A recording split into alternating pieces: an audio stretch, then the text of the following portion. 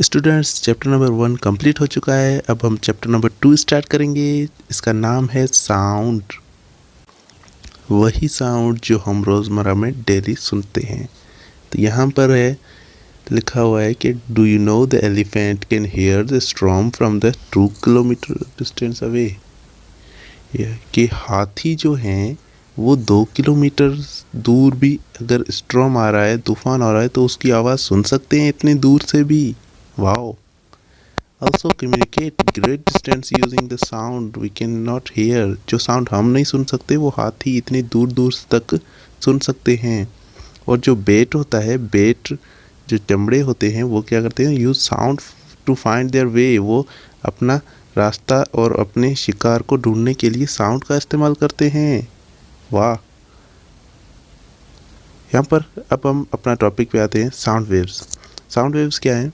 Sound waves are mechanical longitudinal waves compressing of compression reflection. ये एक किस्म की मैकेनिकल वेव्स हैं, मैकेनिकल लॉन्गिट्यूडनल वेव्स हैं। ट्रांसवर्स कभी नहीं होती। साउंड वेव्स क्या होती हैं? लॉन्गिट्यूडनल होती हैं और ये कंप्रेशन और रिफ्लेक्शन की बनी हैं। उसके बाद production of sound. Production of sound bye vibrating source when you hit the skin of A drum. एक ड्रम होता है जो कि हम बजाते हैं शादियों वगैरह में। तो वहाँ पर जब हम उसको हिट करते हैं तो क्या होता है, उसमें साउंड प्रोड्यूस होता है। और वो साउंड कैसे प्रोड्यूस होता है? जब वो स्किन उसकी स्किन वाइब्रेट करती है तो होता है। तो यहाँ पर लिखा हुआ है and move back and fourth very quickly. जो ड्रम की जो स्किन है वो बहुत क्विकली मूव करती है, इसीलिए वहाँ पर साउंड प्रोड्यूस होता है। This series of sequence stretch according to the produce compression and rarefaction which level through the air it produce waves sound waves। वो जब कंप्रेशन और रेयरफेक्शन जब पैदा करती हैं, वो जब एयर में जाती हैं तो वहाँ पर क्या होता है, वहाँ पर वो ऐसे साउंड वेव्स पैदा करती हैं। तो एक्चुअली साउंड पैदा कैसे होता है, साउंड कैसे बनता है, आवाज़ कैसे आती है हमारे पास? Sound is produce by vibrating source. कोई भी चीज़ अगर वाइब्रेट करेगी, अगर वाइब्रेशन करेगी तो वहाँ पर होगा प्रोड्यूस साउंड। तो साउंड वाइब्रेटिंग सोर्स से प्रोड्यूस होता है और किसी भी मीडियम में पैदा होता है, वैक्यूम में कभी पैदा नहीं होता। अगर कोई मीडियम होगी तो साउंड पैदा होगा। A vibrating object is a medium cause alternating compression and rarefaction that carry the sound further away through the medium। यहाँ पर जो वाइब्रेटिंग ऑब्जेक्ट होता है वो कंप्रेशन और रेयरफेक्शन पैदा करता है जो कि मीडियम में आगे फैलती हैं एयर के ज़रिए। Sound is a form of energy. Sound क्या है? एक एनर्जी का फॉर्म है जो कि वाइब्रेटिंग मोशन ऑफ मॉलिक्यूल से पैदा होता है।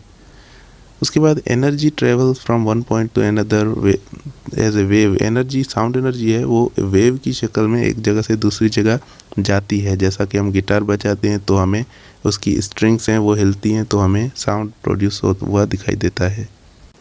तो साउंड वेव्स जो होती हैं वो लॉन्गिट्यूडनल होती हैं नेचर में। A sound is a mechanical longitudinal wave. Sound क्या है? एक किस्म की मैकेनिकल लॉन्गिट्यूडनल वेव है जो कि the direction of the vibration of air molecule is parallel to the wave motion. Wave motion का डायरेक्शन है वो साउंड की डायरेक्शन के पैरेलल है होता है। Similarly the longitudinal wave produce when a slinky spring is vibrated parallel. जब slinky spring होता है वो पैरेलल वाइब्रेट करता है तभी लॉन्गिट्यूडनल वेव्स पैदा होती हैं। यहाँ पर let us consider drum to produce the longitudinal sound waves by disturbing the molecule surrounding it.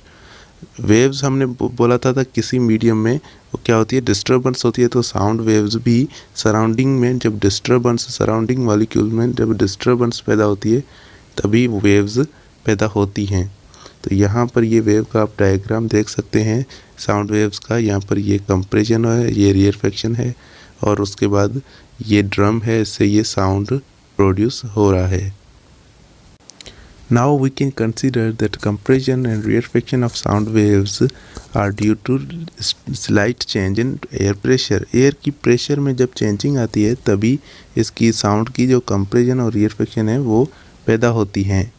उसके बाद यहाँ पर कंप्रेशन और रेयरफेक्शन की जो डेफिनेशन है वो लिखी हुई है। तो compression are the region where air pressure is slightly higher. यहाँ पर एयर प्रेशर हायर होता है तो उसको हम कंप्रेशन बोलते हैं। और अगर सराउंडिंग से जो एयर प्रेशर है वो लोअर हो तो उसको हम रेयरफेक्शन बोलते हैं। The rising and falling of air pressure take place continuously as long as the drum produce the wave. जब तक ड्रम वेव प्रोड्यूस करता रहेगा तब तक ये सिलसिला चलता रहेगा कंप्रेशन और रेयरफेक्शन का। उसके बाद हमें एक एक्सपेरिमेंट दिया हुआ है, इलेक्ट्रिक बेल और जार का एक्सपेरिमेंट, जिसमें हम एक बॉटल होती है उसमें हम उसमें बेल लगाते हैं और जैसे ही बेल लगाते हैं तो यहाँ पर ये साउंड प्रोड्यूस होता है, वो हमें सुनाई देता है।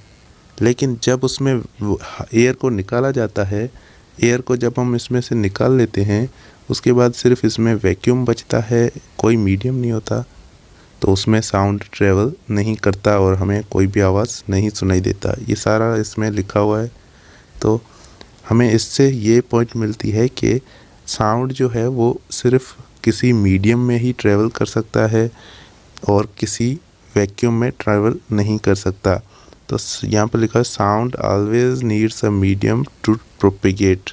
यहाँ पर साउंड को हमेशा प्रोपेगेशन के लिए या फिर ट्रैवल करने के लिए किसी ख़ास मीडियम की ज़रूरत होती है, जैसे कि सॉलिड, लिक्विड और गैस। कोई भी मीडियम हो तो साउंड उसमें ट्रैवल करता है। अगर कोई भी मीडियम ना हो, सिर्फ वैक्यूम हो, खला हो, तो उसमें साउंड प्रोड्यूस तो होता है लेकिन हमें सुनाई नहीं देता। जैसे कि स्पेस है ना, स्पेस में इतने सारे पत्थर्स होते हैं और बहुत सारी चीज़ें होती हैं, तो वो आपस में कभी कभी टकराती भी हैं, लेकिन वो हमें साउंड नहीं सुनाई देता अर्थ पे। लेकिन वो साउंड इतना बड़ा होता है कि हमें अगर वो सुनाई दे तो हमारे कान के पर्दे ही फट जाएं। लेकिन अल्लाह की कुदरत से साउंड जो है वो वैक्यूम में ट्रेवल नहीं कर सकता, इसीलिए साउंड स्पेस में ट्रेवल नहीं करता। तो दोस्तों आज की ये वीडियो बस इतना ही। मिलते हैं अगली वीडियो में। तब तक के लिए हमारे चैनल को सब्सक्राइब ज़रूर कर देना और कमेंट में क्वेश्चन कोई हो तो ज़रूर पूछ लेना। Thank you so much.